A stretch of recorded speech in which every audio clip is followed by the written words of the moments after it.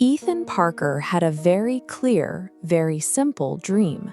He didn't need to be famous, and he didn't need to be incredibly wealthy. He just wanted to reach a level of success where he could look at his life and say, "I made it." To get there, he built a relentless routine. He woke up before dawn, watched motivational videos through breakfast, consumed productivity podcasts on his commute, and made sure he was outworking everyone in his immediate circle. His obsession literally covered the walls of his tiny apartment. Everywhere he looked, handwritten commands stared back at him. Wake up at 5, work harder, never waste time. But there was a glaring paradox in Ethan's life. He was executing the modern blueprint for success perfectly, yet he woke up every day feeling like he was falling further and further behind. At 26, his friends were getting promotions. Some were buying houses. Some were starting families. One of his old classmates had even started a successful company. And Ethan? Every day, he sat at the exact same desk, performing the exact same tasks, watching everyone else move forward, while his own life remained completely stalled. One evening, drained from another day of grinding, he stood in his living room and stared at the sticky notes. He asked himself a terrifying question. What if he was doing everything right and still going absolutely nowhere? He had followed every rule in the manual, checking every box that was supposed to guarantee momentum.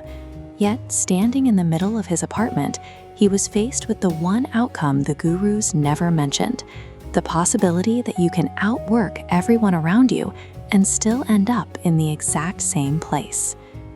The next morning at 5 a.m., the alarm rang as usual. Ethan reached over, turned it off, and simply went back to sleep. He skipped his morning workout. He didn't queue up a single podcast. He ignored the motivational quotes on his wall. He brought his entire optimization machine to a sudden, complete halt. Waking up at 8 o'clock triggered a deep wave of guilt. But rather than fighting it or rushing to catch up on the hours he lost, he made a cup of coffee and chose to sit quietly by his window.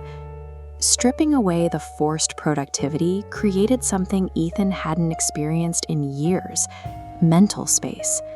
Without a podcast filling his ears or a schedule dictating his next minute, he actually looked outside and observed the world around him. Across the street, an older man named Mr. Wilson was watering plants outside his small flower shop. Ethan had seen him countless times, but today he noticed how consistently peaceful the man looked.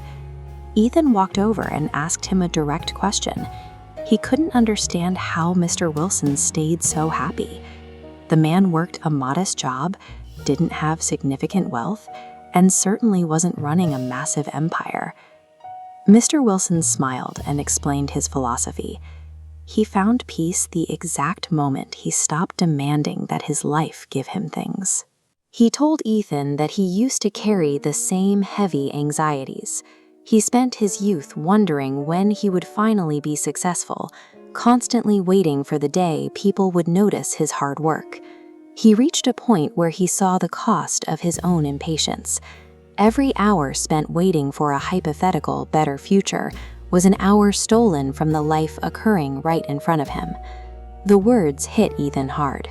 He walked straight back into his apartment, pulled every single sticky note off his wall and threw them away.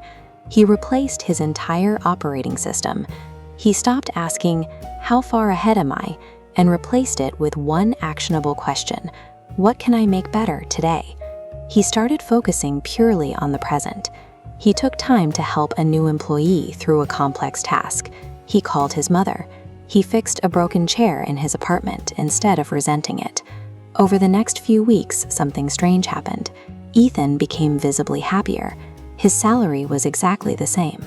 He still lived in the same tiny apartment, and he held the exact same job title. But because he was no longer distracted by his own lack of status, Ethan began noticing the small gaps in his projects that everyone else overlooked. He wasn't working more hours, he was just more present. When a leadership role opened up 6 months later, his manager chose him. because he had become the most reliable person in the office. A year later, Ethan sat in the coffee shop where he used to agonize over his future. He opened his old notebook, flipping past the pages listing his desires for higher status, recognition, and more money. He turned to a fresh page and wrote down a new set of priorities. Be useful. Be kind. Keep learning. Take care of the people I love. Enjoy ordinary days. He finally understood that success is not a geographic destination you arrive at. It is simply the standard of behavior you choose to live by today. It is exhausting to feel like you are falling behind. When everyone around you seems to be moving faster, the natural urge is to double down and try to force your own progress. But a tree does not grow faster simply because you stand there and stare at it. Some things require time, and organic growth cannot be rushed by sheer willpower. The most effective step toward the life you want isn't finding a new way to hustle. It is stopping the frantic chase for an arbitrary milestone and learning to appreciate the reality you are building right now.